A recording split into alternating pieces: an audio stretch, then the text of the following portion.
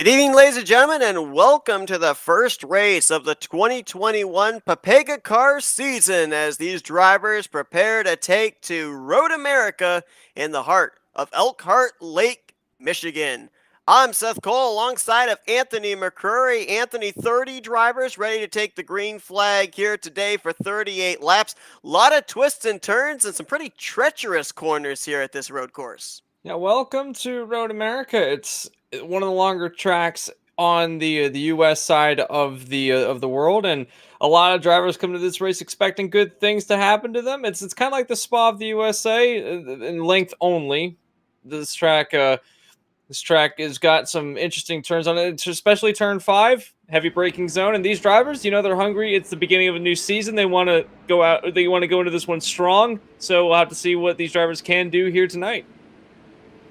30 cars going to take the green flag, 27 put in qualifying laps, and when the green flag drops, they will be chasing Graham Bolin in that number 10 machine. He was fastest in practice, fastest in qualifying. He's just playing fast, so these guys have to try and figure out what he's been able to find here at this racetrack to be able to counter him.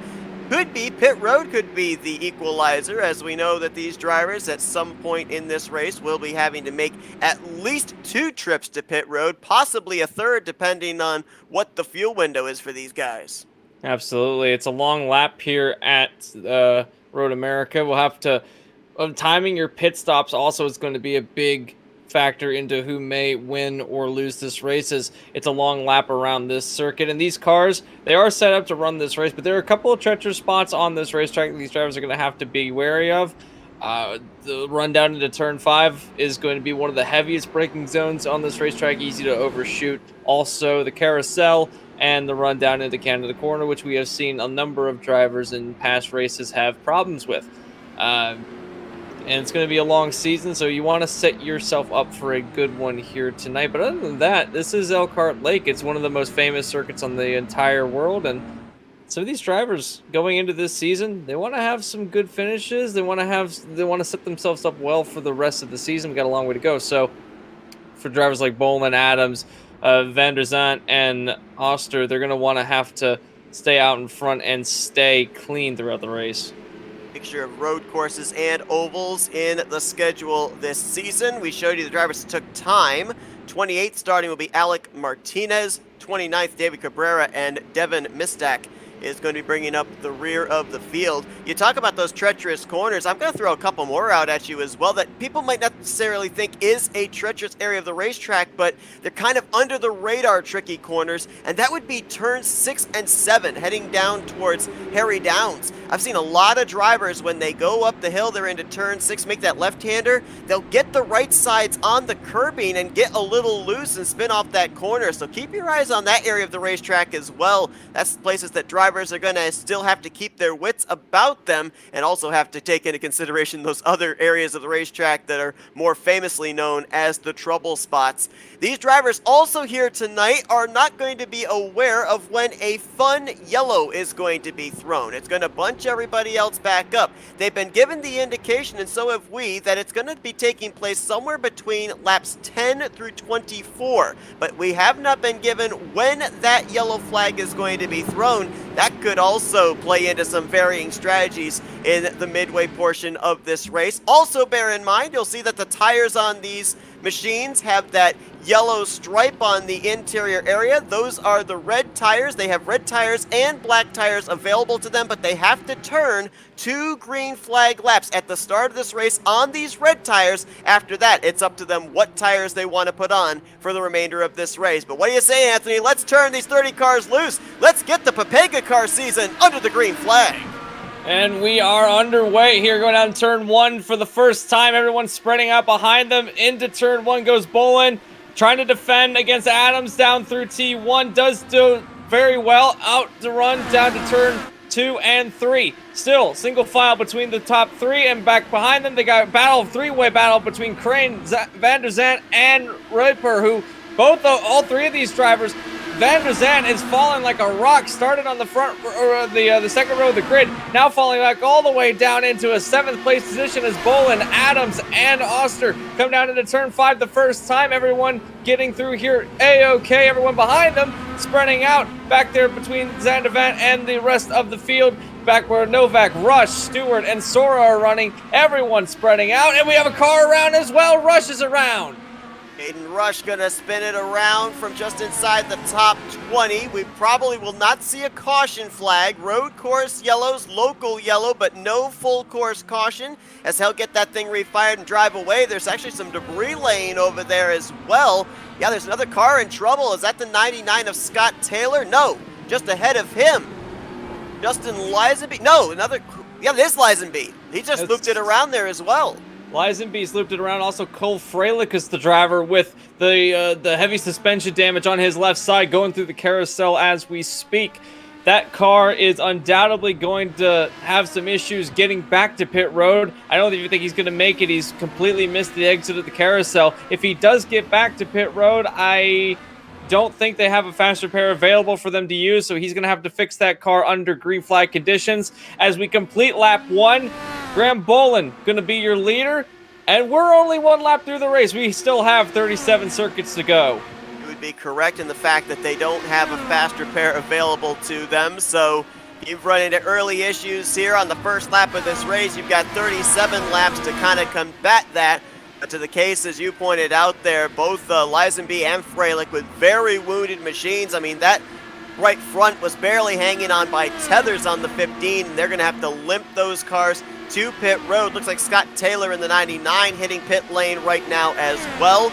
They more than likely won't fall a lap down if they don't have extensive repairs to do, with this being a road course. But in the case of that 15 and 31, I mean, they were less than 1 lap into this race, and already they may be out of the running for the checkered flag. Absolutely. Heavy damage is going to take a while to fix these cars. They may not get back on track for quite some time, if any at all, as Justin Lisenby has finally made it onto the pit lane entrance just in time before the leaders were about ready to round and catch them. If they had stayed out any longer, we might have some problems with that. But as they run, Bolin still with a heavy lead over Adams, who hasn't let him get away completely as they now come through the kink on the way into Canada Corner. We've got 5 drivers lined up, somewhat nose to wing, although Roper back there has kind of gotten left out of the group of this 5. But behind them, you've got Gonzalez, Novak, and Zandavant, who's finally got, or Van Desant, I should say, has finally gotten up, going the right direction after losing a lot of positions on the start of the race. Whoa! What was that? Was that Novak? That car just shot off to the right, and he has hit the wall a ton. There's another spinner. That's Spencer Ray, I do believe, that's gone around. No, correction. Jonathan Delaney. So Delaney and Novak has gone for a bit of an abrupt end. Delaney's gotten back going the right direction. Novak has still not gone back the right direction. He's actually towed it to pit road, so make that another driver that is potentially out of the running of this one. And this, I think he just overcorrected or maybe carried too much speed throughout that turn, and maybe he was trying to make a pass attempt. I think that car, he just got the curbing. He hit up on the curbing, got the rear of the car, spinning around, tried to save it, overcorrected, and nailed the outside retaining barrier. But that is day done for the runner of the 90, Novak. He will undoubtedly not be able to get back out on this race. Only 3 laps in, well, less than 3 laps in. We haven't even completed the 3rd lap. 4 drivers have now run into trouble. The 5th driver, Scott Taylor, returned back to the track, but he is currently about maybe 25 seconds ahead of race leader Graham Bolin before he'd have to worry about falling off the lead lap. Behind this battle that we're looking at here, but Daniel Roper, Michael Gonzalez, and Alexander Van Desant, you've also got another good battle just outside of the top 10. That's where Craig Forsyth, who we were on board with moments ago, he's trying to reel in the 51 of Donovan Strauss as they're heading their way down towards turn 14. They are in a very heated battle right now, and Forsyth has got the speed. He's just got to be able to get the power down out of the turns better than he already is right now coming through the final section complex. But right now, Strauss is catching up to Johnson. I would say that Donovan Strauss has the faster car between him and Craig Forsyth, so we'll have to see if Forsyth can catch up any at all, as the gap is increasing just ever slightly, but it is increasing between the two of them, and that means that Austin Johnson would be the next one that would be under fire. And there's a big group of cars in front of these guys between Presley Sora and Daniel Reba. In fact, they've all kind of closed in on each other in the last couple of laps. Up at the front, it's a stack up from third place on back. Graham Bolin has about 0.4 of a second back to Sam Adams, and then it's another full second back here to Jacob Oster, who runs a little wide there through Moraine's sweep. Adam Crane in fourth, trying to reel him in along with Daniel Roper. We showed you another car sitting on pit lane just moments ago. That was the 53 of Devin Mistak, who did not even put a qualifying lap down, started this race back from the 30th position. And obviously he's made contact with the front end of that car. Extensive stay on pit road for him. Off the lead lap, to your point, out of the race now, Zach Novak, another driver that ran into an issue that we didn't see happen. We saw him in a good battle at the time with Briar LaPrade and David Cabrera, and that's Liam Sheen in the 1. He was up there inside the top 15 when last we looked, and he right now is being scored in the 30th position. Extensive stay on pit road for him. We'll have to find out what happened to Liam Sheen that's taken him out of tonight's event.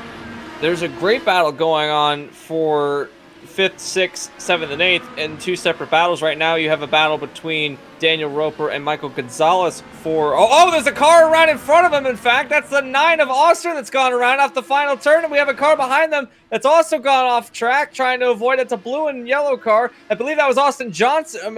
Blue and blue car. It's a light blue and blue car. That was Austin Johnson that went off track to try and avoid.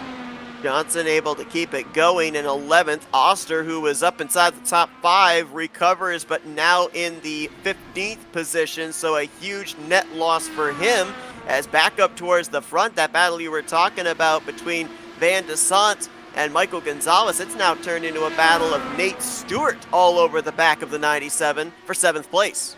Van Desant and Stewart. Stewart trying to have a peek going down onto the run in 5. He's gotten alongside the left side of the car. Can he sail it in? Van Desant goes off track ever so slightly, runs wide through to go Stewart. Now, Stewart sets his sights on Sora, who now Van Desant rather, is trying to catch up back to Stewart. Great battle going on for 7th, make that 6th place now, because Sora's thrown into the mix as well. And as they run right now, everybody is... The way that they're running, it's almost like they're running on the ragged edge already. You have to. It's a short race by comparison. It's almost like running an abbreviated Grand Prix. You have to be aggressive all of the time, and we're seeing some drivers get caught out on it, but everyone settles in now. Stewart hasn't gotten away from Van Desant in that battle. Towards the front of the field for 4th place, the battle between Roper and Gonzalez is still on, but at the front, it's all Graham Bolin, side 4, Sam Adams, who is right behind the leader. I don't see this battle going away anytime soon. Sam Adams keeping the race leader honest right now, no doubt about that. Both of them running near identical lap times, lap after lap. You see the separation, just 2 car lengths between those two drivers, and this is taking place almost 2.5, 3 seconds ahead of the 3rd place driver, which is Adam Crane. There you see a car leaving pit road. That is the 53 of Devin Mistak coming back out onto the racing surface. Since we checked, another driver in the garage area, that is Alec Martinez in the 18. Chandler Parsons in the 3 has now gone to the garage area as well. And we saw the 8 of Spencer Ray sitting on pit lane. He has since returned to the racetrack, still on the lead lap in the 22nd position. So, man, we're only 6 laps into this race. A lot of action has taken place already. We got great battles all the way through the field, including the race lead. Another thing that we have to touch on too, I mean, there's so much information to get through here, is these drivers do have 10 push-to-passes available to them. If you look up here at the front, completely different stories. You've got Bolin, who's already used 1. He has 9 remaining. Sam Adams still has all 10 available to him. And Adam Crane, who's now looking like he could be under fire from Daniel Roper momentarily for that 3rd position, he has already used 3 since the drop of the green flag. That's a lot of push-to-pass gone for these drivers if they want to be able to use it later on in the race. Everyone's kind of settling into a nice little run now after the chaos at the beginning of the event. And right now, the only battles going on the racetrack at the moment are... This would be Bolin, Adams, Roper Gonzalez, they're in a big battle right now, but the two of them for the 4th place position, but everyone else kind of settling for a run. We still have the threat of that fun yellow that will come out at some point in this race, so everyone already eyeing that. But as we look forward in the season, it's a long one for these drivers. They have, quite a few races still yet to come, and a mixture of different races that to go to. For example, next week we'll be in Homestead for, I believe, the first oval race of the season. That will be something that these drivers will have to go from a road course back to an oval, and then we go to Detroit. So we got a really big mixed bag of races still to come, and we go to Hockenheim at some point in this season. So fantastic to see a race there as well. But big issue there in Canada corner for David Cabrera. That whole left front wing's been ripped off, as I'm pretty sure he got in the tire barrier, and now he's going to overshoot the upcoming corner there into 14. He's completely overdriven final corner. He's got no downforce on the front of that car, so definitely have to have a wing replacement as he's heading onto the pit straight now. Your 6th place, Nate Stewart, Presley Sora, Alex Van Desant, throw a blanket over the 3 drivers, 6th through 8th. Also, we saw that spin over there in turn 5, the exit of turn 5. That was Benjamin Fanning that was facing the wrong way. Everybody was able to avoid him. He got the thing turned back around, right now running in the 20th position. So fortunately, no multi-car incident over there in that tight turn 5 into the uphill into turn 6. There's a great battle going on right now for 17th between Dolany and Borgs as they're battling intensely. It looked like Borgs had a run down into turn 5, could not get the move done. Now going up through 7 and 8. Still, now Borgs has kind of lost a little bit of ground. Not sure if he used up too much stuff. I think he was on a push to pass while he was on the run. No, according to my telemetry, he was not on a push to pass. Dolany was using a push to pass to try to stay in front and has indeed done that. Troubles for Donovan Strauss in the 51 as he's on pit road and what appears to be dealing with some front end damage. Not sure where he got that. I actually just saw some skid marks heading off into the grass off of turn 6, heading for turn 7, so I don't know if that might have been the vicinity. The other thing I'm noticing here too, Anthony, is a lot of these corners, these heavy braking zones, turn 5 and turn 8 especially, I'm seeing a lot of smoke lingering there, a lot of drivers really locking up the brakes. Yeah, these brakes might still be a little bit cold from the beginning of the race. And these heavy braking zones, for example, turn 5 is downhill and the slowest corner on the entire circuit. And you're carrying so much speed down there, especially if you're on a push to pass. And for anybody who isn't aware of what a push to pass is, it's essentially DRS, but it gives you extra horsepower. So it more or less, it's more like the old era of Formula One where they had the KERS rather than the new ERS that we have now. But so far, no one has used up all of it. And one thing I have noticed, though, ever since they stopped using it, is Sam Adams has fallen back way behind Bolin, actually now in a battle between him and Crane, and that would be for the 2nd place position. Now Crane has been steadily making up progress to try and get away from the battle behind him between Roper and Gonzalez. Those two continue to battle. How much do you think that Crane has got a faster car than Adams right now? Certainly seems like he wants to get around this 87. In terms of pace right now, he is running 2 seconds faster per lap than Sam Adams. This could be a case, though, of Sam Adams possibly preserving his stuff. Let's remember that with the red tires, yes, it turns you faster lap times, but they wear even quicker, so you might actually want to play the long con here. Wow, that's close. And we're going to talk about that in just a moment as well, about blocking. But I think that, if your car is not able to stick up there with the race leader, try and play the waiting game. Try and preserve those tires, see if you can stretch it a little bit longer before you eventually duck onto pit road for the first pit stop of the day. Real quickly, going to touch there on blocking. You are allowed to block here at this road course, but you are not allowed to do what is called reactionary blocking. So what that basically is somebody makes a move to driver's left and you move to the left to block them, you can then not move back to the right to block them again. You can only make one motion to make a block, and that is it. If you do that reactionary block, there are penalties that are issued, and so that's something these drivers have to be aware of. Looking here at Graham Boland, you'll see that just ahead of him there on the left side in the infield grass, that is the driver we focused on moments ago, the 13 of Daniel Buttafuoco. He had his issue all the way back in turn 1. You could see that that right front tire was flat on the grass. He's trying to limp that thing back to pit road. He's just now only made it over, I believe that's into turns 9 and 10 into the carousel, so he's still got a long ways to go before he even gets to pit lane. Yeah, he's dragging a wheel that's turned horizontally, not the not the preferred method for driving these cars, but doing a bit of landscaping as well, getting the sand traps nice and tidied up. As oh, we got a spinner. Is that Daniel Roper? Yes, it was. The 61 went around. That was not even yet to the exit of Canada corner. And I don't know what the damage on that car. There's a heavy damage on the back end of that car. I think he's got he's not something out of the line he has on the back of the car, and it's crabbing pretty severely down up through the final 13 and 14 complex. Now coming around. Now, thankfully for him, this happened at pit entrance, basically. He'll be able to get off the track relatively safely. As far as getting, well, I say that, and he's looped it around at the pit entrance. Battle on for second as there's Roper trying to get the thing turned back the right direction. I don't know what the rule is for backing up under green flag conditions, but he was in the pit entrance, so I don't think anything bad will come from it. Fortunately, nobody else was coming to pit road at that point, which is going to make things interesting as well because we're on lap 10. We know that in drivers' meeting, these drivers were told there was going to be a fun yellow thrown at admin discretion between laps 10 to 24.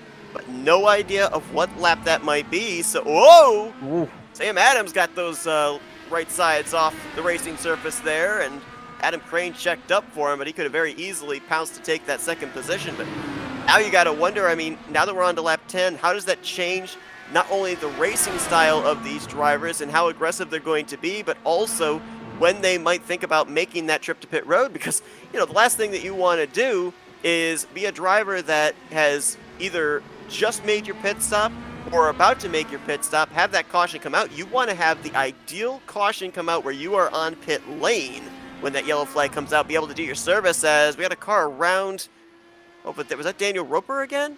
No, we got a car that was facing the wrong way. It might have been Gonzalez. Over in 14. I saw the car on 14, but Gonzalez has also gone out of the session as well. I know that Gonzalez wouldn't have been the one that would have been in 14. At the moment, we got an amazing battle for second place. We'll touch on that car in a moment. Crane tried to maneuver on Adams, but was not able to get the rundown. And these two have been dogfighting the last 2 laps. I wouldn't be surprised if Crane tries to stuff it down into turn 5. We've also got another car off in turn 2. Caden Rush? Oh, that was the leader. That was the leader. So the leader's gone off at turn 3. What in the world's happened here? He's coming to a stop. Oh, we got big smoke right there as well. Oh, he's just locked it up. Boland just locked it up into turn 3, and he never turned. And I don't think he can get... I don't know if he's trying to get that car back into gear. No, he's teleported. He's teleported back to pit road. Boy, that is a tough break there for the guy after the lap times he put down in practice as well as in qualifying. Was certainly looking to be a favorite here today. Just shows how complex and tricky this road course is. Doesn't matter how fast you are, how consistent you are, it will find a mistake, and it will capitalize on that mistake. And just like that, guy that maybe many people thought was going to be taking that checkered flag today could be out of the picture. I was able to pinpoint that driver that was around over in turn 14. That was the 13 of Daniel Buttafuoco again, who was already 2 laps down. He has gone to the garage area now. Donovan Strauss is in the garage area. David Cabrera, Daniel Roper, and Michael Gonzalez, I believe, had some connection problems, which is a tough break for him. He was up inside, I believe, the top 7 when he had his problems. He is yet to return back into the server. We'll update you if indeed he does. And look at this. Second place, Adam Crane, going to hit pit lane. Crane has hit the limiter and now will tend to the service of his crew. Will most likely be a 4-tire stop with fuel taken on. That will give the lead control back to Sam Adams, who now his closest competitor is still on the front straightaway at the minute.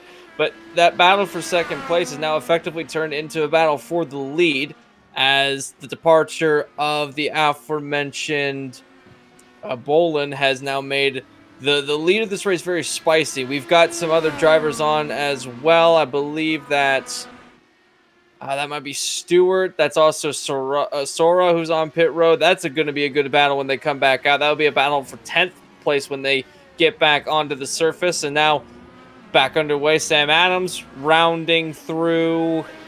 I believe he's in turn 8 at the moment, heading towards the carousel. We'll have to see when he pits. Everyone wanting to pit now, that way that they can have their service done, so when that fun yellow comes out, you're not going to be caught potentially a lap down. You wouldn't go a lap down at this track under a green flag pit cycle, but you don't want to be caught still having to use a pit stop when you have already done it. As right now, Adams heading into Canada corner. Everyone else trying to settle themselves out.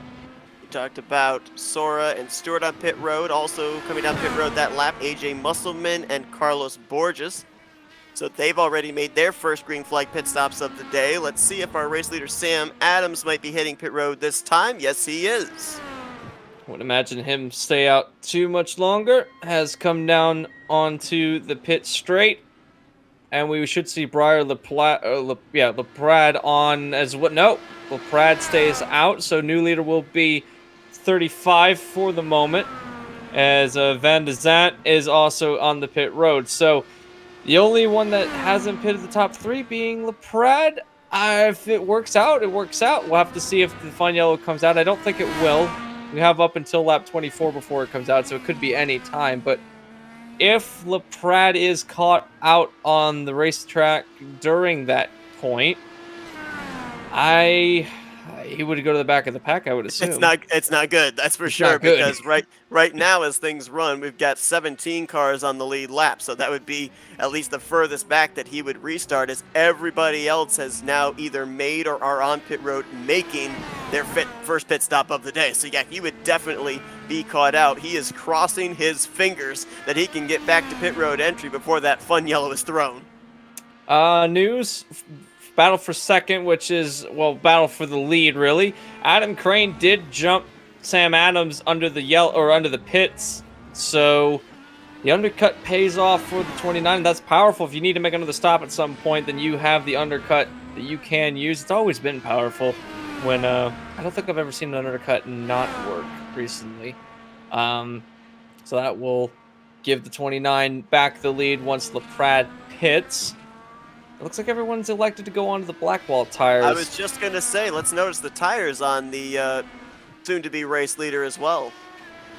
The tires being the Blackwall tires. Essentially what that is that they're different compounds of tires. Redwall tires will give you more grip. Blackwall tires, or is it the other way around, where Blackwalls are more grip and Redwalls are less grip but last longer? Right, yeah, the Redwalls are speed, the Blackwalls are grip. All right. So, with Laprade onto the pit straight, we'll make his stop, which will give the lead back to Crane. Or rather, give the lead to Crane, the first time he'll lead today. As we work lap 15 now of 38, and we've still got a long way to go in this one, and we still have that yellow in the bag that will come out eventually, but everyone now having been on the pit road, not so stressed out about when it will happen and if they get caught with their pants down.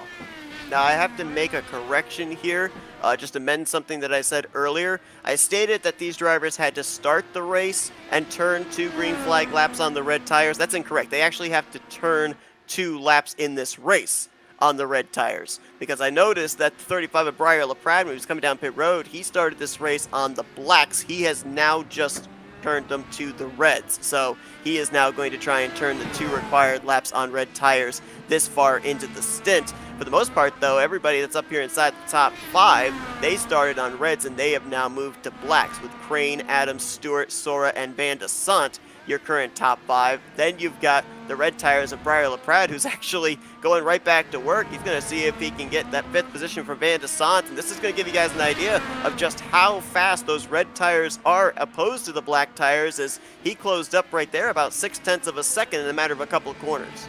With the benefit of the red tires, you'll get some speed early on in the run. They will wear out quicker. They're essentially like the option tires. When, well, I know that's an old term, but the option tires when they used to have in Formula 1. Now it's just the soft, medium, and hard compounds. And that will give you a lot of speed up front. It will start to wear out a lot quicker.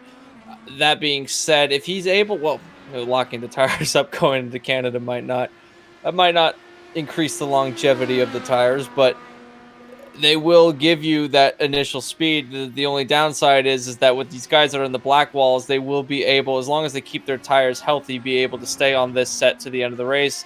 LaPrade will be able to stay on this set, but the wear will be much greater. It may not play into to his strengths. He'll just have to keep those tires nice and tidy throughout the race, which means no more locking it up into Canada. Traffic ahead for race leader Adam Crane. That is the 99 of Scott Taylor, who just was on pit road. That was a regularly scheduled stop, by the way, for the 99s. Ooh, trouble just ahead there as well. I believe that might have possibly been, was that Lisenby that locked them up really hard there in front of the race leader? It was Mistack, I think. Oh, you're right. Yep, 53 of Devin Mistack, who's 4 laps down. Going back to Scott Taylor, though, remember, he came to pit road around lap 2 or 3, so he is off sequence with everybody, so that was a regularly scheduled stop for him, but now he runs about maybe 7-8 car lengths just ahead of the race leader Adam Crane. Update on more drivers that are not going to reach the conclusion of this race. Austin Johnson just recently brought his car to the garage area. Graham Bolin, who led the beginning stages of this race, had his issue over there in turn 3. He's out of the race. Michael Gonzalez has not returned to the racetrack either. So right now we have a total of 20 drivers that are still running. 16 of them currently on the lead lap if Taylor can hold off the 29 of Adam Crane. And at the minute, doing it right now, but at the rate that they're going, it looks like that might close up quick. Behind the closest battle on the racetrack right now, I'm looking through here, everyone's kind of gotten into their own little world at the moment. No one trying to force the issue. I think the closest battle that we potentially have right now is between 3rd and 4th place. Between Stewart and Sora. Only about a second separates those two drivers, and this is big because this is a podium spot. If Sora can get on the podium in the first race, it'll obviously give them more points, but it'll also set themselves up for the first podium of the season, which will not scientifically set your season out to be a fantastic one, but it will definitely give some morale to the team, because all of the drivers running in the top 5, even in the top 6, they all had fantastic practice and qualifying laps that they ran. So I would imagine that this top 6 might be the favorite at the road courses, at least. Once we get to the ovals, we'll have to see what happens, but at least on the full-size road circuits, I think that they will be the favorites, at least that we're showing now. Once we get to the street circuits, that might change. Detroit kind of has a way of making fools out of everybody, but we got a long way to go before we can really make those calls. Scheduled stop for Justin Lisenby in the 31, who is running right now in the 18th position. Third car 1 lap down. Continue to watch this battle for third between Nate Stewart and Presley Sora. Both these drivers on black tires. Both these drivers with 10 push-to-passes. Both of these drivers started this race nose to tail. Nate Stewart rolled off from the inside of row 5, and Presley Sora was right behind him on the inside of row 6. 9th and 11th starting spots for them. You want to look at a guy that's done a great job working his way through the field, though. How about Briar LaPrade, who led that lap off the sequence of everybody else, up 13 spots to the 6th position from his starting position of 19th, just inside the top 20. Yeah, he has made quite the charge coming through the field, and that's good because he's been able to avoid a lot of the instances have happened, relatively isolated incidences that have happened. And Laprade, if he can conserve those tires, we possibly could see him crack into the top 5. Certainly, when this yellow comes out, it'll bunch the field up, and he might be able to leapfrog through. That might be one of his strategy. What his strategy was get these tires, conserve them, and then once the yellow comes out, don't give up the track position, but keep these tires, and then try to go through the field as quickly as possible. That, in theory, might be able to work, but in practice, you're going to have so much wear on the tires that it's going to even out between the black and the red walls. And unless it gets an almighty send into turn 1, I don't know if he'll be able to do it. But it'll be fun to watch and see if that was his strategy, because I believe everyone can make it on fuel from this point. Moments ago, I believe it was on the front straightaway this previous lap, we had a lead change. Sam Adams gets around the 29 of Adam Crane to go back to the race lead. Maybe that 99 of Scott Taylor might have played a little bit of a part into that as well, as he's looking ahead to the 2 race leaders. Let's show you a lap around Road America, courtesy of our race leader here, Sam Adams, as he brings it up to the start-finish line. The long straightaway, gonna get that up to 6th gear, as you'll see. Heads down into the sweeping right-hander, which is kind of deceiving. You think you can take it a lot faster than really you can. You have that little tiny bit of runoff, but right after that runoff is the sand trap, so you got to be very delicate there up into turn 3. And this is the trouble spot here everybody talks about when you head into this heavy braking zone, turn 5, into Moraine Sweep, because it's a lot of speed you carry. I mean, look, I'm already up to 6th gear. Let's see what gear he shifts down to here. A lot of drivers like to shift down to 2nd or 1st. He's going all the way to 1st. That is a rapid succession of downshifting.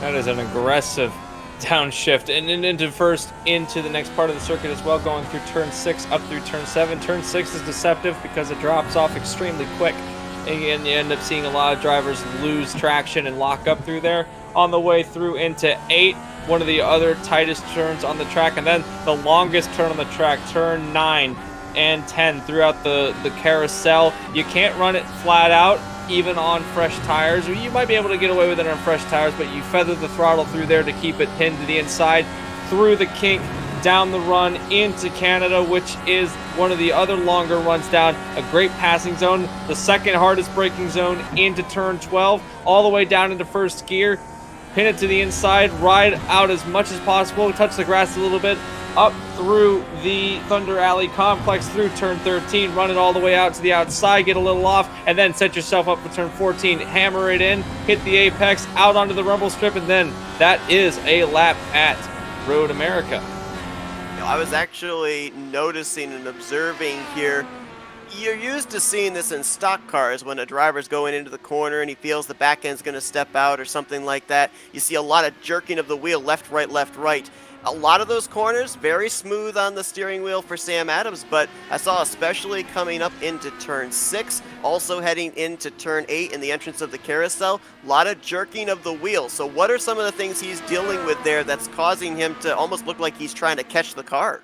Sometimes when a driver goes into a turn like this, they'll go into it nice and easy, and then the car might not be biting when you want it to, and then you throw the car in and try to get it to bite even more. That being said, that is a strategy that I myself have used, and a lot of other drivers use, where they'll ease the car in and then try to carry as much speed as possible. That quick flick of the tire will give you enough traction to flick the car in, and because you've got the downforce and able to do it, you'll be able to run the turn a bit slightly faster. Now, it does wear your tires out a little bit more if you were doing that, but if you see some of the IndyCar drivers running around doing the tighter circuits, especially the street circuits, you'll see them go into a turn, set it up, and then flick the wheel in to get the car to bite in. So that's exactly what we're seeing here. Not trying to fight anything as much, but they're trying to get the optimal line through the turns. Obviously, the optimal line is right up against the curbing, unless it's a sweeping turn, and then you can run it pretty much wherever you want to. Well, we're about to hit the start-finish line and hit a maximum possibility of 4 laps before we see that fun yellow come out, and you saw the 27 of Craig Forsyth hit pit road. Now, this is actually a lot earlier than a driver would be able to make it on fuel. My thought process here, He came to pit road, so that way he would be pitting before that fun yellow comes out. Everybody more than likely is going to come down pit road under that yellow flag. He'd be able to stay out and gain quite a bit of track position. Yeah, this is good strategy if it pays off, and he knows that the yellow is coming, so why not roll the dice and do it?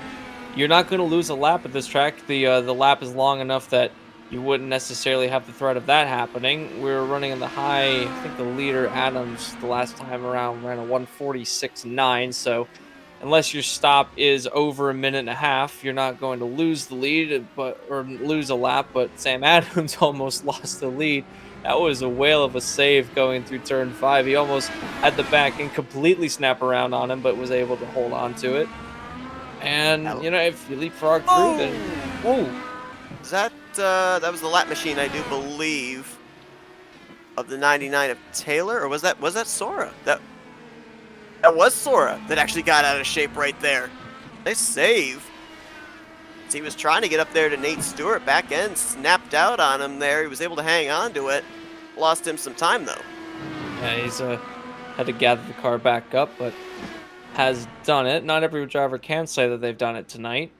Thankfully, Jay Musselman on pit road in the 54.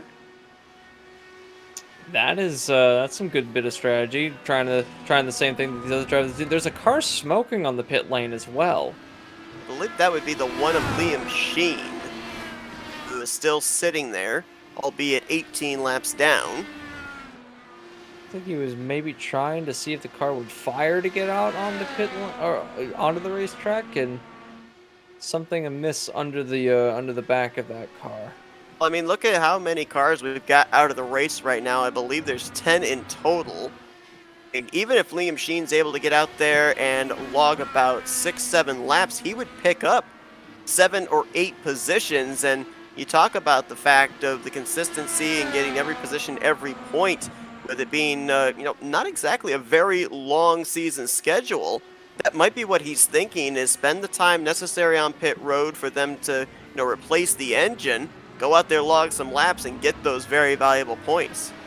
That would be a good strategy in order to do that right now. If he needs to get down onto the racetrack soon if he wants to get the maximum amount of spots. To pass Novak, it would only take a lap to pass Martinez, Parsons. That would take another 2 laps, and then to get Strauss and Cabrera, that would require another 3 laps or so. So he's got to run at least 10 laps at least 8 laps if he wants to get up into a potential 25th spot, which is better than last. Take every point that you can. At the moment, he's got to get it back on track, though, and that car doesn't look like it's anywhere closer to getting back on track, as someone has come down and has come out. Actually, a lot of drivers are coming down now. Jonathan Delaney just finished up his pit stop. TJ Crampton on pit road getting service. And I've been just quickly working the calculators here. I'm not certain if these drivers all went to the fullest capacity of a green flag run when they made their pit stops, but let's say that they did. Sam Adams made his last pit stop back on lap 13. Adam Crane behind him pitted on lap 12. These guys would be right on the cusp of coming down pit road around that lap 24 if that fun yellow comes out at that point. I mean, we've still got, 3 more laps here where that fun yellow could happen. Do you maybe think about swapping it up here a little bit and maybe coming to pit road this time around just in case the fun yellow comes out on 23 or maybe even the max of 24? I think that you might want to try it. The only thing that might be a little bit daunting to try that, especially if you're anywhere down where Borgs and Delaney and all those drivers are, is that we've just seen that some drivers have come down pit road, and I said that you wouldn't lose a lap, but they were so far back that they did in fact lose a lap. Crampton's gone a lap down. Taylor, Fanning, Freilich has all gone a lap down. That partway due to the fact that they've been off track a few times. But if you're someone like, say, Van Desant or Sora or Rush, you're thinking about maybe pitting, that could jump you to the lead. You're not going to lose a lap under that distance to the leader. So roll the dice, see what happens. If you're Adam Crane in second place, That might be ambitious, but you might be able to pull it off and get the lead of the race back. But if you're running this close to the leader, you might want to just stick where you're at. Here's the thing they got to worry about too. Alex Van Desant, I'm sorry, make that Craig Forsyth, who has already been to pit road as slow machine there that the race leader Sam Adams is going to try and get around here on the front straightaway. But Forsyth right now is running 1 minute 8 seconds behind the race leaders.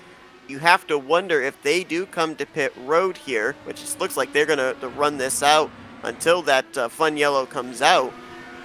You know, would Craig Forsyth pass them if they came to pit lane? Would he have enough time to pass them? Car way wide there, trying to let the rest of the leaders on by. Or, you know, do they run the risk of him passing them under green, or do they basically just hand the race lead over to him when that fun yellow comes out? Because I don't think he'll be coming to pit lane under the caution. No, not absolutely not. I don't think he will either. And if the yellow gets thrown at the line or even a little bit after the line, then they're going to have to run a complete circuit around before they'll be able to get to the pit straight again, which means that you're spending that under pacing. Definitely Forsyth will be able to catch up. That is a hand me lead. Pitting now, you would definitely be able to keep the lead if you pitted under green, and you'd have to do it this lap because the next lap would be the cutoff lap for the fun yellow. So and I think, yeah, you have to do it this lap because you just saw Van Desant coming to pit road, Brian LaPrade, Forsyth, Caden Rush. I mean, all these guys would be ahead of you on the upcoming restart if you don't pit this time by. So I'll have to watch and see if Adams or Crane or both decide to pit this time around, or if they elect to have immediate track position. Now, that's not to say... There it is, right there. Yellow. Ooh, they might pit now. I think, I don't know if they can. They can't. Oh, man. That has just thrown the biggest wrench into the make that even the top fives brigade. Pit lane is closed. That is a lot of cars that they are going to be behind that have already made their trips to pit road. Nate Stewart, Presley Sora, Van Desant, Briar LaPrade, Craig Forsyth, Caden Rush, Jonathan Delaney, all these drivers on the lead lap. They will be moving up in the first 3 or 4 rows. Adams and Crane, right now, according to the scoring, they could be restarting this race as far back as 9th and 10th place after running up in the top 2 for the last 10 to 12 laps. That's... I don't know if that's an error on judgment, but it's definitely great news if you're any of the guys that have pitted this last time by, and that including Forsyth. I do believe that Forsyth is going to take the lead of this race if everything holds up. He still has to catch up to the train, but at the rate he's running, that won't be too long. Now here's the other side of the coin. Sam Adams and Adam Crane both have the speed that if they had to cut their way through the field, they definitely could do that, because Stewart, Sora, Oster, and Van Desant were losing ground to the 2 leaders, and that's even with being involved with a lap machine. So I would imagine that if they do go behind some cars, we still have enough time in the race that they would be able to make up the lost positions. That also being said, they also can spend a little bit longer on pit road if they need to. They shouldn't have to, but now you're not pressured to make such a flawless stop. You can take maybe a little half second longer to adjust something or make sure that you get the right tire compound set on. That's not to say that you could switch back to the red compound.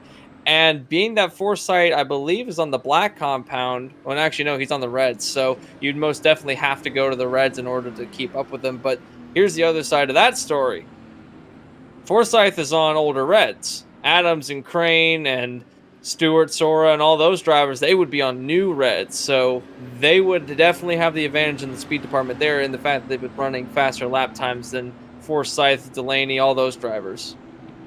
I'm going to be very surprised if we don't see Craig Forsyth on pit road, and I'll tell you why. I applaud him trying the strategy there of trying to figure out when that fun yellow was going to come out, trying the strategy of being one of the first to pit road. Right now, though, if you go back to the first stint, Briar LaPrade was the one that went the furthest on a tank of fuel, 14 laps complete. With Briar LaPrade pitting, or I'm sorry, make that Craig Forsyth pitting about 4 laps earlier than the rest of the other drivers. Right now, I've got him projected about maybe 2 laps short of the finish, unless he would be able to pull off some saving miracle here under this caution period. So I don't think he can make it on field. Those other drivers that came to pit road either 1 or 2 laps prior to the caution flying, I think they could probably make it. They'd be right on the window. But I think that this caution kind of actually hurt Craig Forsyth rather than helped him. I think you'll see him down pit road along with these other race leaders. So if Forsyth pits, that would mean LaPrade, Rush, Delaney, and then Ray. LaPrade's in.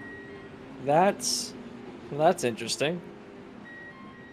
Yeah, LaPrade is in. Are these Forsyth guys is just in. making absolutely certain they're going to have the fuel to make it to the end? Is that what this call is for those guys that literally just pitted 1 or 2 laps ago?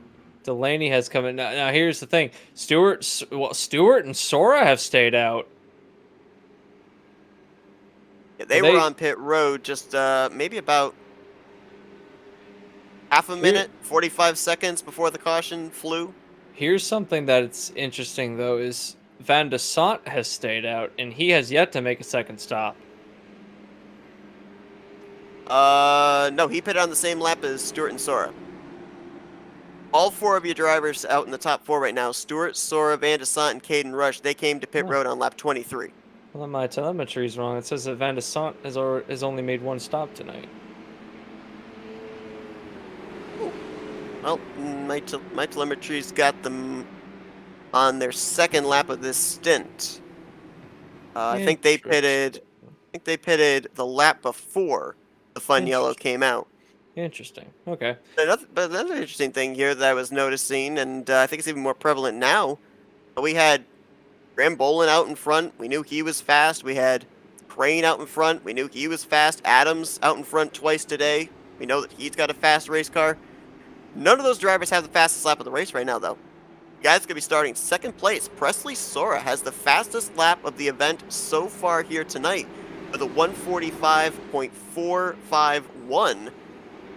Some hidden speed there, I think, in that 98 car, and now he's going to have some good starting track position with Nate Stewart. And not only that, but Nate Stewart's got the second fastest lap of the race so far at a 145.7. So got the 2 fastest cars of the evening starting 1-2. You think that maybe because they started so far back is the reason why they weren't catching up to the leaders, because their times were very similar. This might be great news on the part of Sora and Stewart, that having the fastest cars of the night and now being able to use them. This is going to be a fun restart. And another reason why it's going to be interesting, Presley Sora is going to be the only driver up inside the top 7 that has black tires. The rest of the other drivers inside the top 7, including the race leader, they're out there on reds. As a matter of fact, of the drivers that are on the lead lap, all of them with the exception of 6 drivers are on red tires here for potentially this final stint. So with the amount of laps we have to go, the red tire is definitely the one in favor. Although the black tires have been shown to be fast if you can use them properly, so that might not be a bad call on Sora's part. There are 2 lap machines in front of Stewart. That would be Justin Lisenby and Cole Freilich? Nope, that would be Fanning. I'm sorry, make that not Fanning. The other driver is Scott Taylor. He's on the tail end of the lead lap. So you've got a lap machine and someone trying to stay on the lead lap in front of our leader at the moment. And under these rules, I don't believe they get the wave around unless I'm completely wrong. I could be completely wrong about that one. We haven't gotten the 1 to green signal. Once the 1 to green signal is given, that will give us a definite indication. And I thought they were only going to run maybe 1 or 2 laps under pace, and we're going to run at least a third here, which says to me that now everybody, even these guys that stayed out, they should be good to make it the rest of the way on fuel. So it may come down to what type of grip they've got in the tires for the closing stages. There was a car just diving onto pit road. That was Fanning in the 96, so won't have to worry about the question mark of him being a wave around car. Let's see what the They are 99's allowed to do. Yeah, he's waving around. Or All actually, right. correction, that was, yeah, that was Taylor. So Taylor and Lizenby are going around. So that answers that question. Nate Stewart will restart the leader of the race. Presley Sora will be in second. Then Alexander Van de Sant will be third. Caden Rush will round out the top four. And then we get into the drivers that made a stop last time by, being our previous leader, Sam Adams and Adam Crane. Jacob Oster, Briar LaPrade, Craig Forsyth, and Jonathan Delaney will be our top 10. At this stage in the race, Seth, we're going to go back to green with 11 laps to go, or make that even 12 laps to go. What do you think this restart's going to be like for someone like Stewart and Sora, who appear to be the fastest cars on the racetrack, just haven't been able to show that speed? Well, I think we're going to at least see them use some of their push to passes. Both of them still have all 10 available, as does fourth place Caden Rush. They're the only drivers right now up inside the top 5 that still have all 10 of their push to passes. Another thing I'm a little bit worried about as well, we saw at the initial start of this race when all 30 cars were lined up under a blanket, saw a lot of chaos, a lot of drivers getting off course, trying to make passes, maybe in some corners where passes really should not be made. This is going to be the closest these drivers have been since the initial drop of the green flag, and the closest they'll be for the rest of the night. This is the time, if you're going to pick up those 1 or 2 positions and set yourself up for a win, a top 5, a top 10, depending on where your current situation is, this is the time to do it, and this is also the time where a caution will not come out and save you. These guys knew there was going to be at least one caution during this race with the fun yellow. Drivers are now utilizing that opportunity to maybe come back some poor performances they had in the first 20 or so laps of this race. Now there's no more redos. There's no more mulligans. You've got what you've got. If you end up spinning out, you just got to basically try and bring it home and recover with whatever spots you can. This is where there's no room for error. This is no room for error time for these guys for sure. Absolutely. Have to get to the end of the race without any more problems if you've had problems, and no problems if you haven't yet. Still going down in through the kink, heading down to Canada. So we got a little bit before we get back to green. We'll go to restart on lap 27 of 38. Basically a sprint race to the finish. This race has been a sprint race pretty much since the beginning of it. No one has let up an inch, and I wouldn't expect anything less. Cold tires and cold brakes might be the story of the first restart lap. They haven't been able to have enough time, I would think, to warm the brakes or the tires up, and certainly nobody weaving around the track, but that might be null and void. We'll have to see what happens when we get to turn 1 with our leaders. Do we see a dive from Sora? Do we see a dive from Van de Sant rather? Do we see a dive from Rush from 4th place? And what of the leaders that are, or the previous leaders that are now restarting 5th, 6th, and 7th, as our Porsche safety car will be peeling off onto the pit lane in just a moment. We'll get them back underway.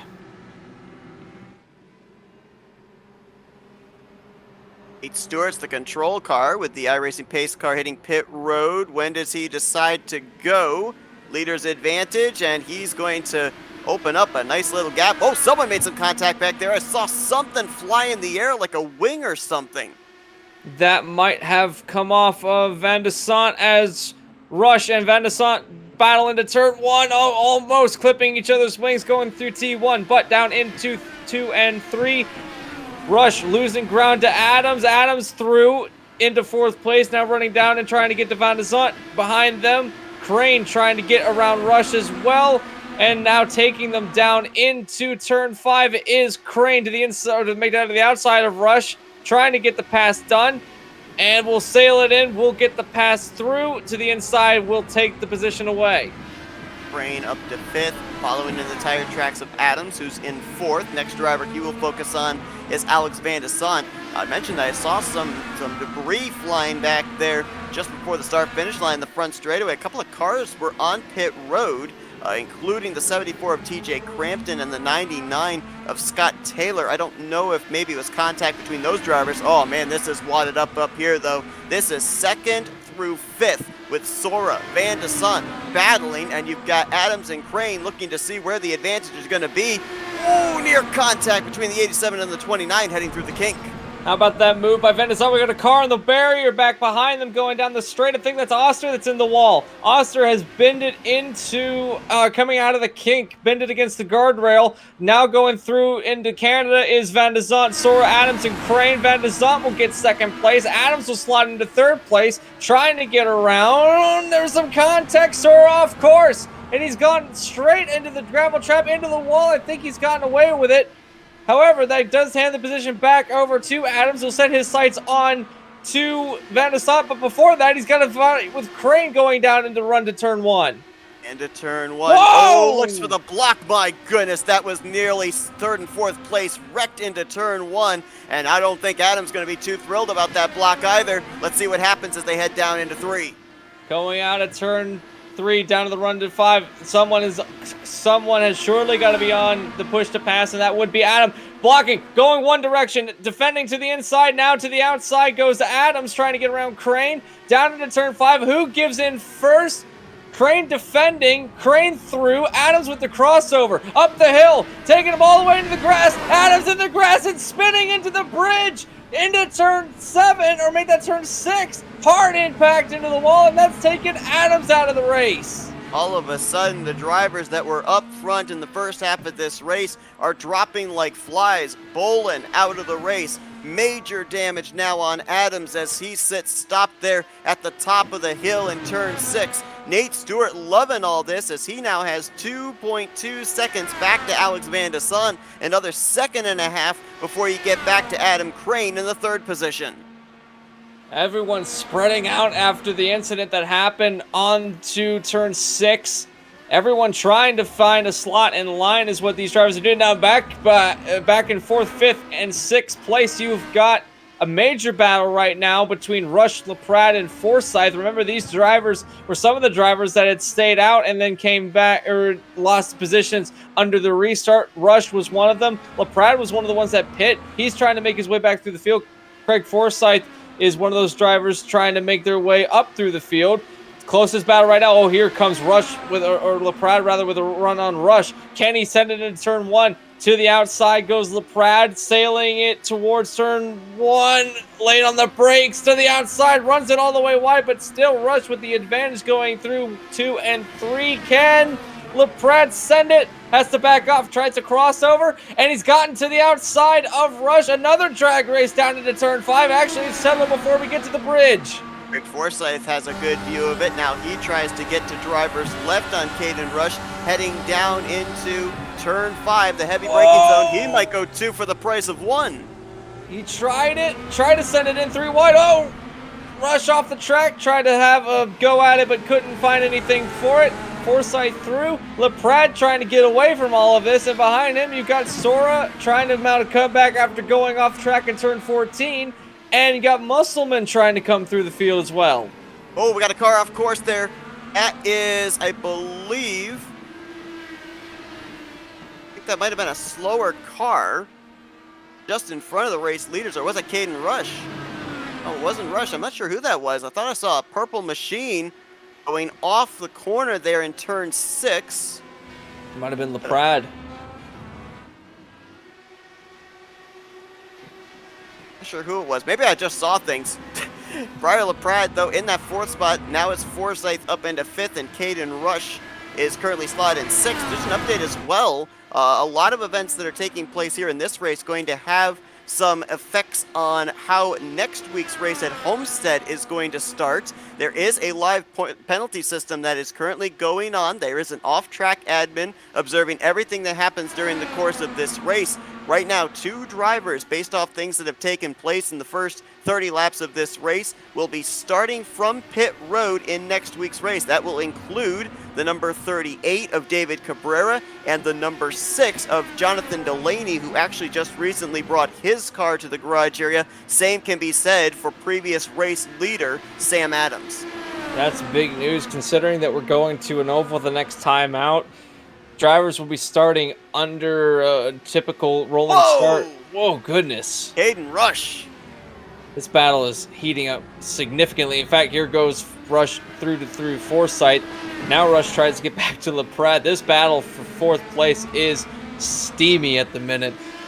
What that means is that if you had to start from the pit lane at this track, it might not be that big of a deal considering how long it is. But since we're going to be at an extremely fast 1.5 miles, you are undoubtedly going to go half a lap down, if not even a full lap down. So that is huge implications going into Homestead. Have to keep an eye on and see what they can do out of it, but that's a week's time. Right now we have a battle continuing between LaPrade, or really it's between Rush and Forsyth and Sora, as Sora's on the push to pass, going through into Canada corner to the inside, goes through Forsyth. Can he get it done? Whoa, locks up a little bit. Rush slammed the door. Rush is spun coming out of Canada. Look out there, coming out of Canada corner, keeps it down in the lower area of that right-hander. Everybody's going to be able to avoid him as he has to teleport to pit road. Tough break there for Caden Rush. And don't look now, Anthony. Alex Van Desant is on the charge. He has closed to within less than a second off the bumper of Nate Stewart. He's closing in the gap. Also, someone else who's closing the gap is Adam Crane. He's closing ever so slightly. The interval now about 1.5 seconds back to Van Desant. About 2.5 seconds up to Stewart. And the ratio, or the gap continues to close. But Van Desant, last time by, a little bit slower than earlier. In fact, they ran about an identical lap time the last time around. Adam Crane ran a bit faster the last time around. So we should be seeing a 3-car battle for the lead of the race if it holds up. But Van Desant, I don't know if those tires are worn out or if he doesn't have anything. Whoa! Off the track goes Van Desant coming out of turn, I think that was turn 7. It was turn 7, tried to take a flat out. I don't think he was able to do that with the way the tires are handling and almost lost it out to the outside barrier. Loses a lot of time as a result to Nate Stewart and falls even closer into the clutches of Adam Crane for the second spot. Also have a battle heating up for fourth place. That's where Briar LaPrade, his advantage over Presley Sora is beginning to dwindle. Sora about 0.9 of a second off of the 35. Presley Sora, he is, as you alluded to, he is on the comeback charge. We saw him have his issue there off of the final corner of 14 and lose a number of positions outside the top 10. He has now been able to mount a charge up into the top 5 and looking to get a little bit closer to the podium. I don't think he's going to have enough time to get up to third place Adam Crane, but then again, we've seen a lot of drivers have issues from the race lead, and here's the battle for second, and it's over as soon as it started. Push to pass for Adam Crane to the second position, bypassing Van Desant. Now he's the one trying to run down Nate Stewart for the race lead, potentially the race win. Adam Crane definitely with one of the faster cars on the circuit. Oh, hold on just a second here. Just in from race control, the incident we saw between Adam Crane, the 29, and Sam Adams in the 87 has been dubbed the fault of Adam Crane. It will result in a 15-second post-race time penalty. So this is potentially not a battle for the race win for the 29. This is a battle to stay in the top 5 now for the 29, because if the penalty holds up right now, it would drop him all the way down to 6th place if we finish the race right now. So Van Desant still in 2nd place. Nate Stewart still with a bigger gap back to Van Desant. Adam Crane, again, it's a fight to stay in the top 5. And if they, like I said, if they finish now, it would not stand. He would finish in the 6th place. So this is just damage control for the 29 now. This race has completely turned around in the course of these 32 laps. Olin, Crane, and Adams, they were the guys up in the top 3 in the early stages of this race. Now you've got the 10 in the garage area after he had an overshoot in turn 3. You've got the 87 out of the race after he clobbered the wall up in turn 6. And the 29's been hit with a time penalty. All of a sudden, Nate Stewart, Alex Van Desant, Briar LaPrade, these are guys that we're looking at that could potentially win this race depending on what happens in now the final 6 laps of the race as Stewart crosses the line. Absolutely. Stewart looks like he's in basically race control at the moment. No one's been able to really get up to him to challenge him for the lead ever since he took it. Not even Van Desant after that charge. If Van Desant hadn't gone off the circuit, he might be right up on the rear wing, but he's following Crane. Crane is catching up to Stewart, and if Van Desant knows that Crane, I would imagine that Crane knows that he's got a penalty at this point. That if he doesn't, he might try to go for the win. If he tries that, Van Desant is in the perfect position to catch any mistakes that these two make and potentially walk away with this win. The laps are counting down, though. We only have about 4 and some change to go, so we'll have to... Whoa! Stewart goes around! Or make that Crane goes around! Tries to loop it around, back going the right direction on the way into 7. Everyone bypassing him. And now this is undoubtedly going to be a horrible finish for Adam Crane. Add insult to injury, down to 5th place with a 15-second time penalty. We'll have to see once he gets the thing refired where he is in relation to other drivers behind him and where this would slot him in. Right now, I've got him projected finishing in the 9th position as they run, as AJ Musselman is running only about 12 seconds behind him in that 9th position. And the stars just seem to be aligning right now for one Nate Stewart, because he had Van Desant that was closing on him. He had a mistake. You had the 29 of Crane get around Van Desant up to 2nd. He was starting to close in. He's had his issue now, of course, with the time penalty and that moment there up in turn 6. Nate Stewart's just got to keep that thing on the racetrack, I think. And as soon as I say that, though, Van Desant's on the same straightaway as he is. So Van Desant's not going away anytime soon. Van Desant had a much faster lap that last time by a 1:48.1 for our leader, a 1:47.3, almost a full second faster was Van Desant. You wonder if he was just holding back, conserving his tires for this last 5-lap charge, and right now going down the straightaway up to the run to turn 5, closing the gap even more. It's down to less than a second now, and as they run, looking at the telemetry, the one that has the most push-to-passes at their disposal would be the 2nd place driver, Van Desant, with a staggering 8 push-to-pass still at his disposal. When you consider that Stewart's only got 5, you would assume that Van Desant, contrary to what we might have thought, he might be the one that's in control of this race. And how about this battle behind these guys as well? 7 seconds off the race lead, but a very important battle for the final spot on the podium. Presley Sora got around Briar LaPrade a couple of laps ago, but he's not been able to pull away. These two almost equal in push to passes available, 4 for Sora and 3 for Briar LaPrade. This could be just as good a battle coming to the checkers as this battle that's starting to brew for the race lead. Absolutely. And speaking of brewing, it has gotten to a point where it is no longer a brew, it's a battle. Right now, behind, Van Desant is right up there within striking distance. If he gets on the push to pass going down the front straightaway, we are going to see a new race leader. Both of them trying to use their push to pass.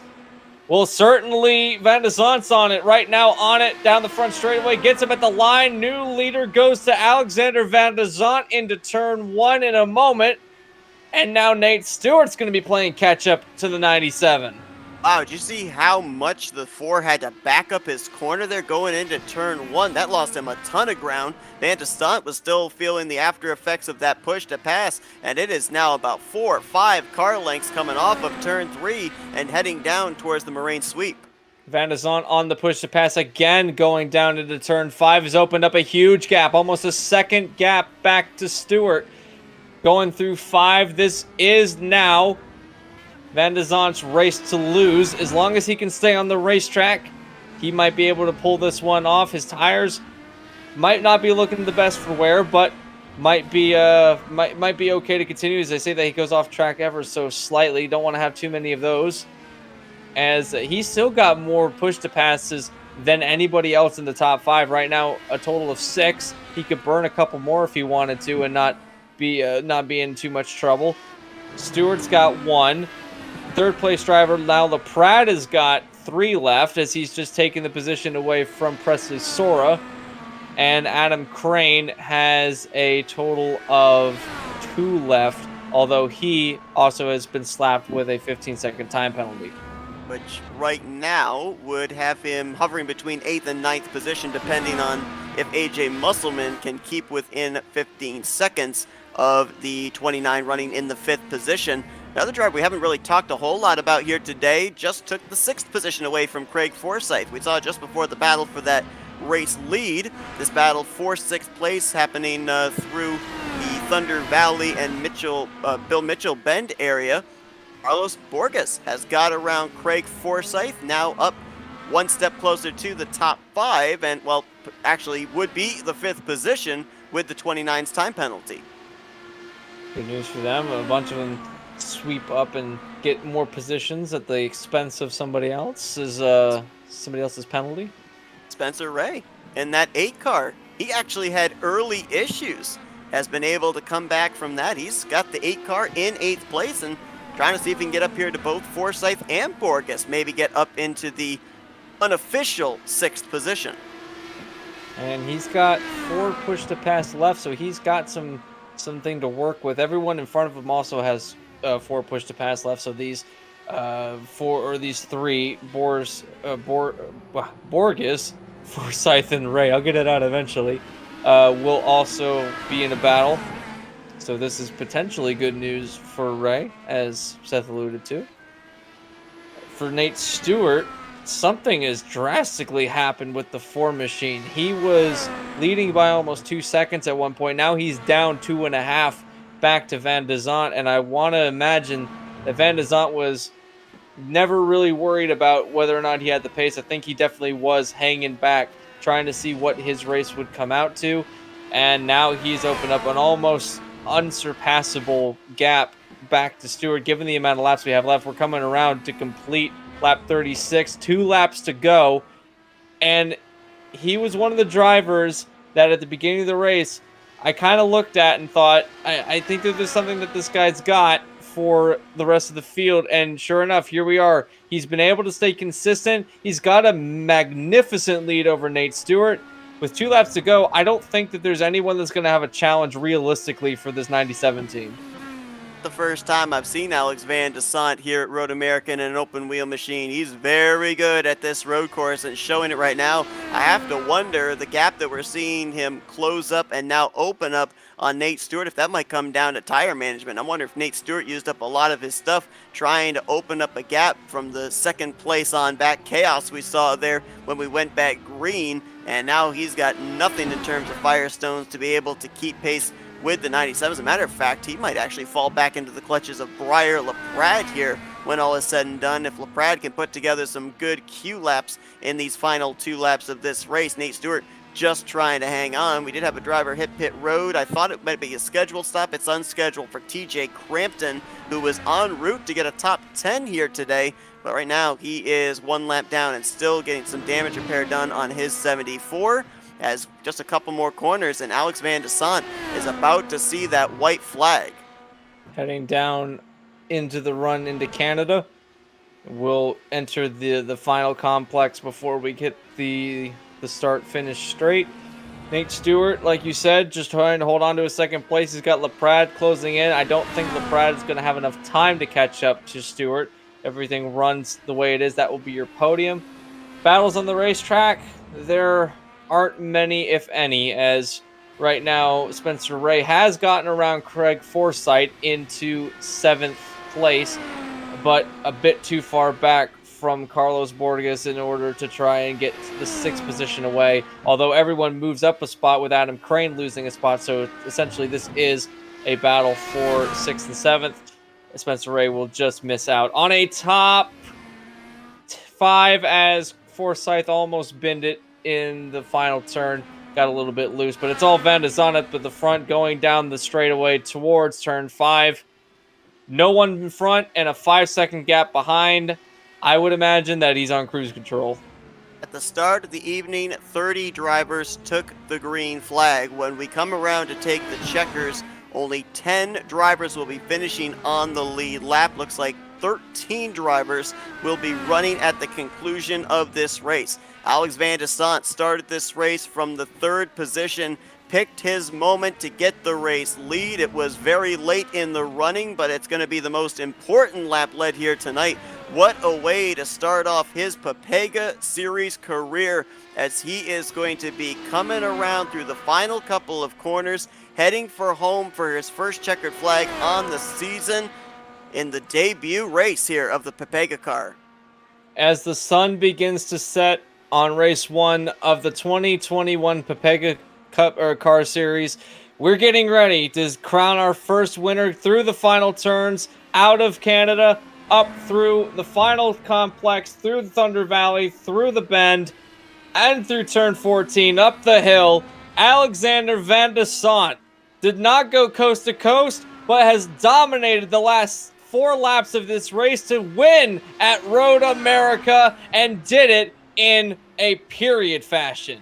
You saw the pass through Canada corner for second. Briar LaPrade gets the runner-up spot.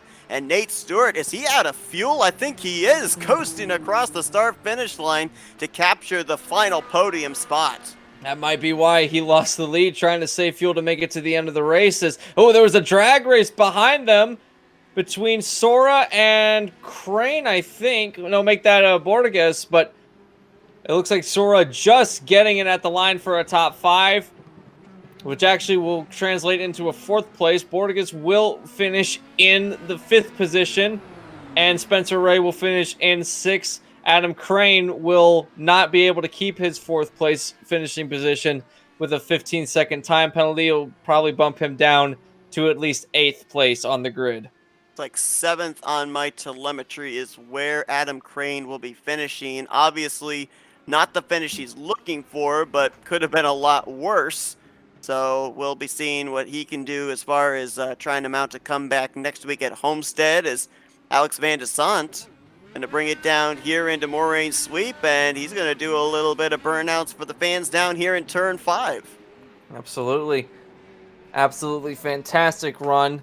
Yep, that was it. That was all the car had in it. So that might have been all the fuel it had in it, because I think he was on the same strategy as Nate Stewart. Absolutely. He might have run out of gas while in the celebration. That's okay. Gets to celebrate when he gets to the victory circle. But absolutely fantastic run by Van Desant. Was able to be in the right place at the right time while everything was happening in front of him. Was able to just coast on through and take the position away. He saved enough fuel that he was able to push at the end, is what's something that Nate Stewart did not do and was not able to accomplish. And Briar LaPrade at the very end of the race was able to capitalize and get a 2nd place going through Sector 3. And that was a fantastic final battle between the 35 and the 4 that set up for our podium positions. Adam Crane, again, as mentioned, he will be finishing 7th place due to the 15-second time penalty. So move Presley Sora up to 4th. Move Carlos Borges up to 5th. Spencer Ray will be 6th. Craig Forsyth in 7th.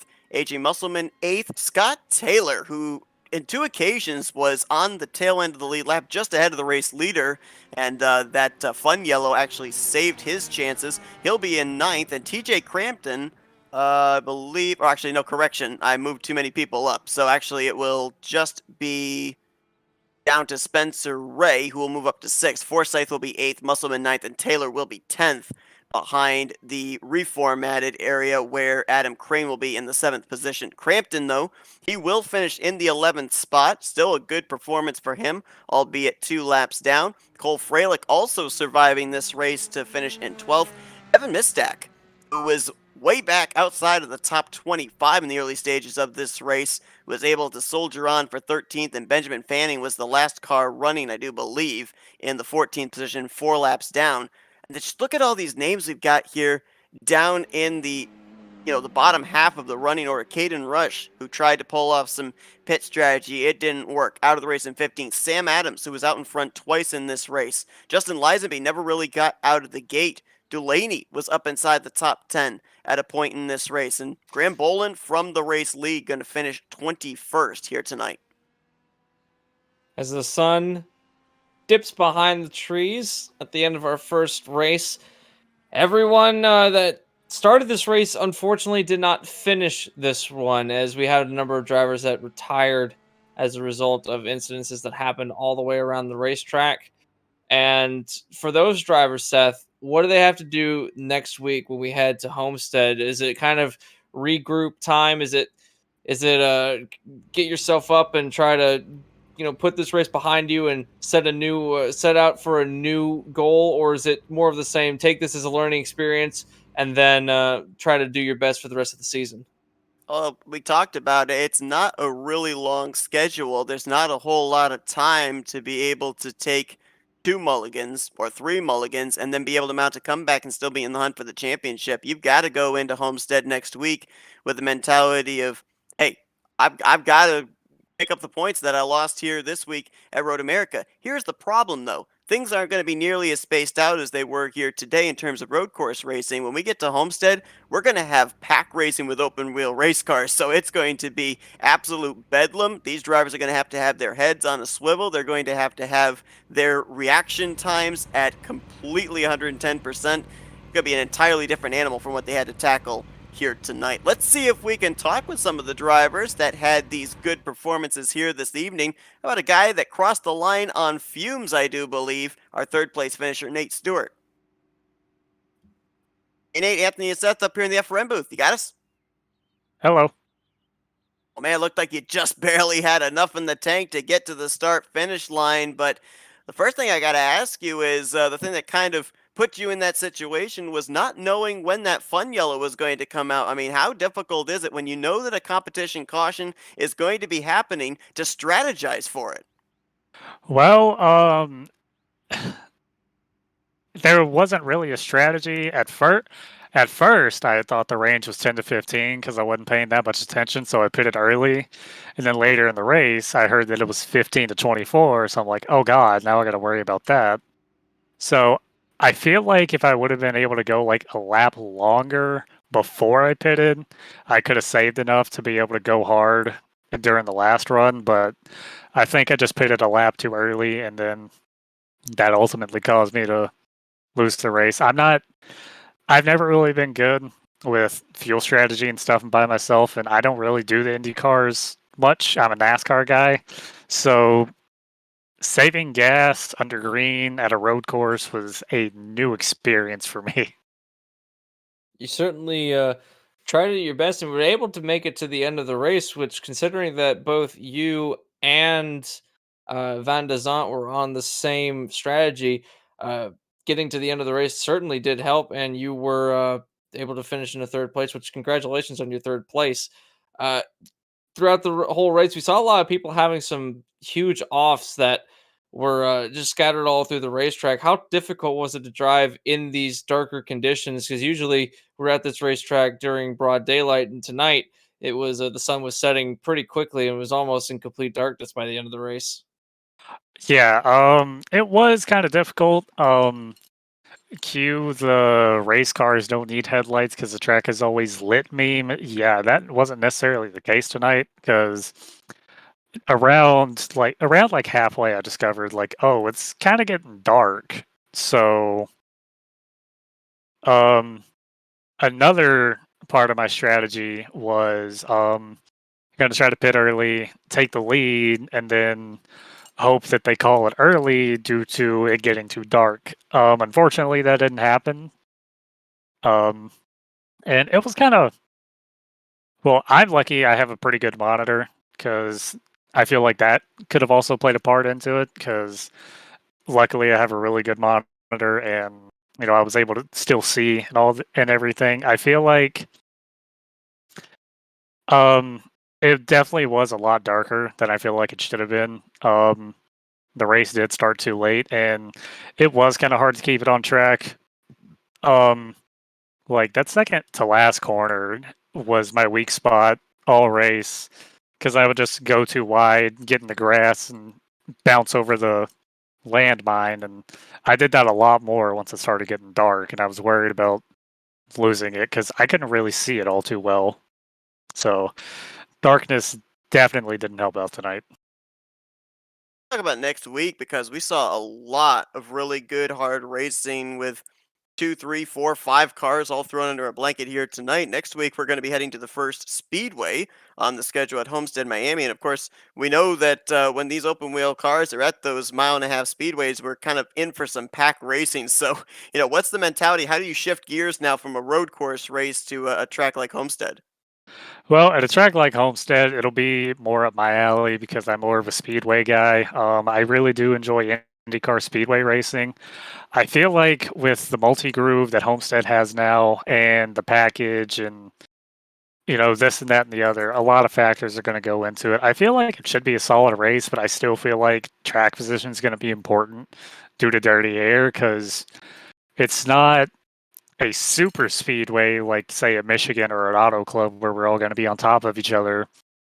But I feel like it's going to be that, I guess we could call it perfect combination of it's not too short, but it's not too long.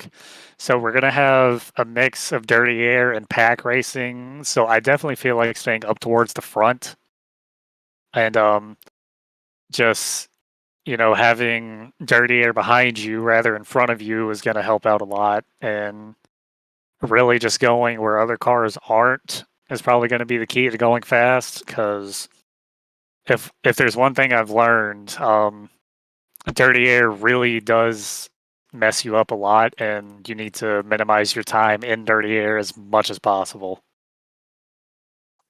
Well, we're certainly looking forward to that one. Nate, congratulations once again on a great performance here tonight, a podium to start off your PepegaCar career. And we're now going to give the opportunity for some thank you sponsors and shout outs. Well, first off, I want to say thanks to Briar and Mike and everybody at PepegaCar for putting this on. It's a This race was a lot of fun to do, and I'm glad I can see a bunch of my friends coming out and racing this. I also want to give a thanks to, here's the list: Lowline Racing, Digital Chumps, Rexford Engineering, Bench Racer, the Rain Race Podcast, Victory Lap Racing Designs, and Spencer Ray Designs is actually the one that designed this car that you saw tonight. He was actually running an inverse of what I have. And Apex Action Racing Photography, that's my little photography business. If you need iRacing photography, hit me up. Or I plan on venturing into real world photography here soon. So stay tuned on that for early 2022 or maybe even later this year. We'll see. And a big shout out to you guys for broadcasting as well. I actually can't wait to go back and watch it. Well, Nate Stewart coasted across the start finish line to finish third place here tonight at Road America. Congratulations once again, Nate. Best of luck next week at Homestead. Thank you. Let's see if we can get our second place finisher here this evening, Briar LaPrade. Hey, Briar, Anthony, and Seth up here in the FRM booth. You got us? Absolutely. Hello.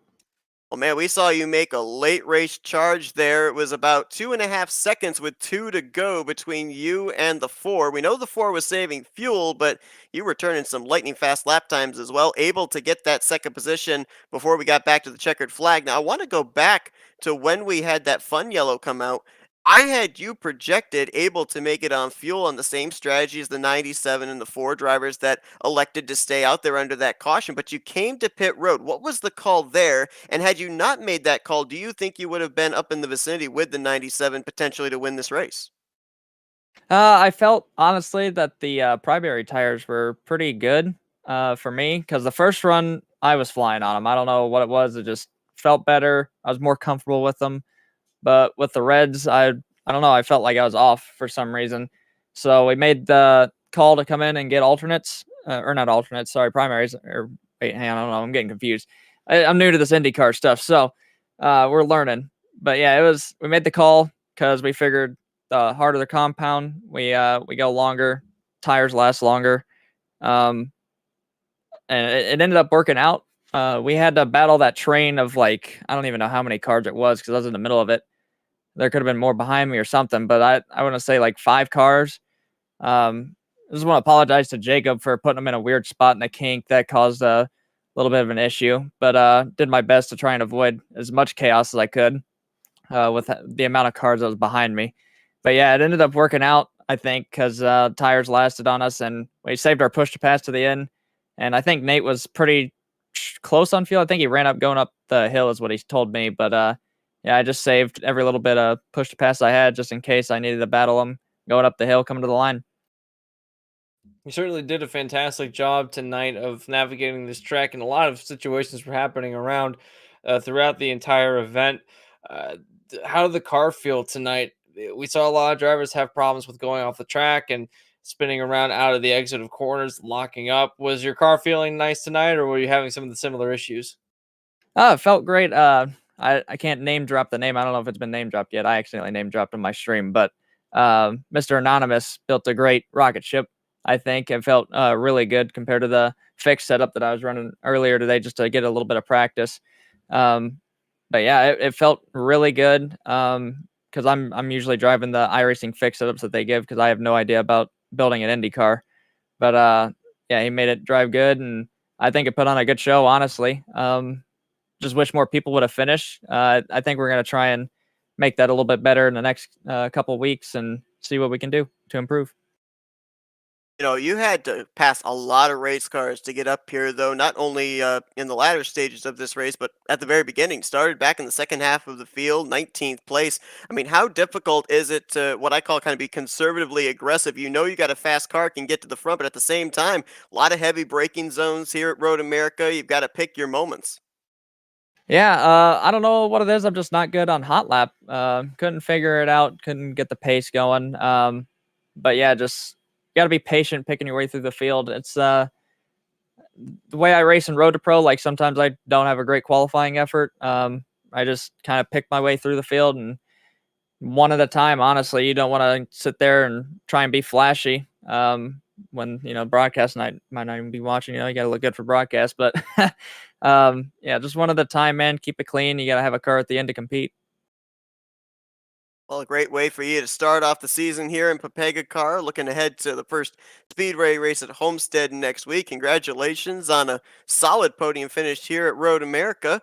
We're now going to hand the mic over to you to thank some sponsors and do some shout-outs. Yeah, absolutely. I got to thank you guys so much for doing the broadcast, trying it out this week. Absolutely appreciate it. Ledford Billiard Supply, JDR Graphics, Lockdown Racing, Anthony Alfredo, Dude Wipes, Sim Seats, MPI, Maconi Setup Shop, Garage Guys Fantasy Sports, and once again, you guys. It's so cool to see you guys broadcast and be on board with me for Road to Pro. Obviously, it's cool to talk to you guys now on your own broadcast, and yeah, hopefully we can go to Texas and Road to Pro and see what happens. That's Briar LaPrade. He's tonight's runner-up at Road America, and he'll look to carry this momentum into the Homestead Miami Speedway next week. Congratulations once again, Briar, and best of luck next week when we get to that mile and a half. Thank you. Go down to victory lane. First win of the season and the first race of the season for the PepegaCar. Let's talk with Alex Van Desant. Hey, Alex, it's Anthony and Seth up here in the FRM booth. You got us? I gotcha. Well, man, I mean, you played the strategy perfect here tonight. Coming to pit road about a lap or two before we end up having that fun yellow come out. Decided to stay out. You were one of the few drivers that decided to stay out that were able to still keep the car on the racetrack. But same strategy as the four who we saw running on fumes to the start-finish line. As soon as you got the race lead, you were gone. So where was that extra fuel saved? Was it during the pacing period? Was it when you were kind of waiting behind the four car to be able to close up that gap? Because it just seemed like you found a new gear as soon as that car was out in the clean air.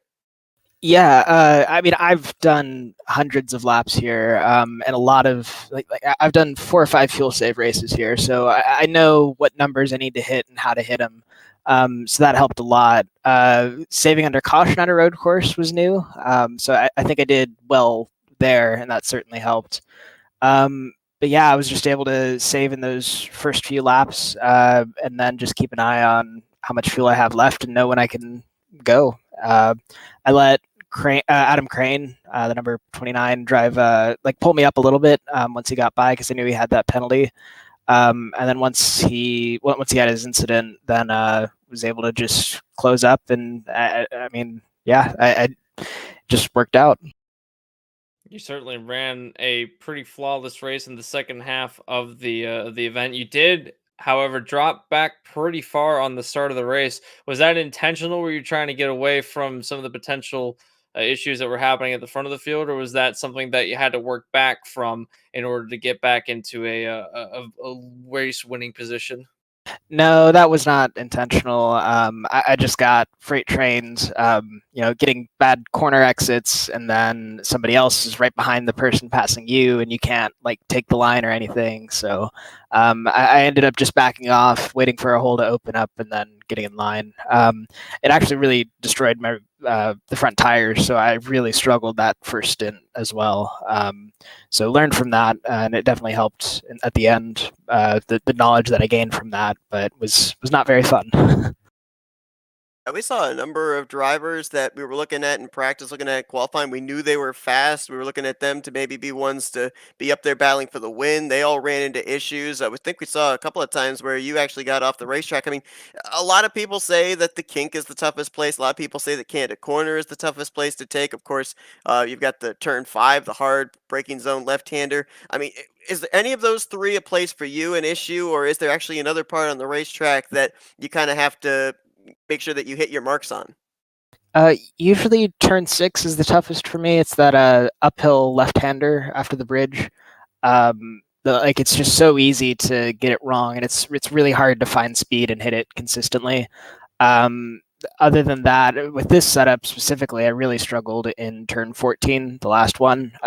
It would just plow like crazy going into the corner, so I had to be really careful. And it was a cycle because like I would heat up my front tires going into Canada Corner and through Bill Mitchell Bend, and then they'd just be completely destroyed, especially towards the end of a stint. So it was tough. One quick final question for you, Alex. I mean, obviously, rather short schedule, only 10 races. And next week, we transition from road course to speedway. You're obviously going to be heading into Homestead as the points leader. What do you do heading into that mile and a half to preserve that points lead? Yeah, probably gonna focus on qualifying. I mean, Homestead's a great track. This car races really well there, so I'm looking forward to it. But qualifying and track position are going to be pretty important. So just gonna, make sure I keep my nose clean, and I'm there at the end. Hopefully, we get some long runs and some interesting strategy playing out like we did today. Well, the best possible way to start out the season for you, Alex. The victory here tonight at Road America. Congratulations on that. And now we're going to turn the microphone over to you for some Victory Lane thank you sponsors and shoutouts. Yeah, thanks. So yeah, big shout out to Happy Trails Chili Company. It's available on Amazon. Them running their livery tonight, as well as the guys at Turn 4 Motorsport. I was working together with Jacob Oster, AJ Musselman, and Craig Forsyth. So AJ actually had the idea to pit on the before the fun flag came out because it happened so late. So yeah, big thanks to them for their support. Alex Van Desant, your winner here tonight at the Road America Road Course. Congratulations, Alex. Looking forward to seeing if you can keep this momentum up when we get to Homestead next week. Thanks, fellas. Track now almost completely bathed in darkness here as the evening comes to a close. The first race of the season, the 2021 PepegaCar comes to a close. Van Desant, your winner here tonight, but it just seemed like the script kept getting flipped over and over and over again, Anthony. Drivers that were up at the front running into issues, drivers that looked like their pit strategy would work out running into issues. Kind of got to the point where you just had to sit back, observe it all, and wait until the checkered flag flew to see where the dust settled and who was going to finish where. Yeah, it certainly did take on a lot of faces tonight. We had leaders that were looking like they were going to be the ones to see all the race long through to the end of the race as the leader, and then they have issues. The fun yellow coming out when it did kind of caught a lot of drivers off guard and shuffled the field up. We saw drivers that got hit with time penalties at the end of the race that really ruined their chance for a top 5. We also saw drivers that were able to capitalize, such as Van Desant fell all the way back to 7th at one point, ended up winning the race. Briar LaPrade ends up a second place finish. You have other drivers that went backwards and then found their way up towards the front, like Presley Sora ended up recovering back into a top 5. You also see drivers such as Cole Freilich and TJ Crampton that just kind of hovered around gaining experience, but they too will finish in 11th and 12th. So had a lot of different storylines coming out of this one, and it sets up for a pretty interesting final 9 races. Certainly does, and the season going to continue next week at the Homestead Miami Speedway. You heard tonight's race winner, Van de Sant, say going to really be focused on qualifying, going to be wanting to start up at the front in that race, as we know that it's going to be very close racing, pack racing with open wheel race cars, high speeds, very little room for mistakes, and again, as we saw here today, there's no faster pairs, there's no mulligans, so it should be very interesting to see how each driver approaches next week when we get to our first Speedway stop on the schedule. But once again, congratulations to Alexander Van de Sant as he gets his first win in the first race of the 2021 PepegaCar season. Anthony, it's been a great one here in Michigan. Appreciate you joining me in the booth and looking forward to next week. Yeah, looking forward to a good season. It's like I said, it's a relatively short one, but it will be a fun one. And we got some tracks coming up on the schedule that I am looking forward to, and I can't wait to do it with you.